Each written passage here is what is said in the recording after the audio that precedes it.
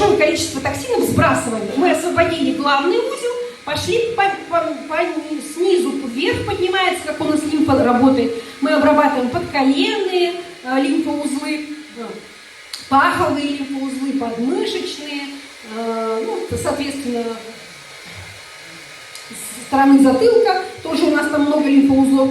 Это все обрабатываем. И потом мы работаем, там есть разные методики. Кто-то по меридианам работает, а кто-то просто работает с больной точкой, то есть с точкой, где сосредоточена проблема. Вот есть, может быть, у вас что-то сейчас болит? Нет? Ничего? Вот есть люди, у которых болит что-то? Прям сижу, болят колени. Вот есть кто-то такой? Шея, голова. Плечо. Давайте вот с плечом поработаем.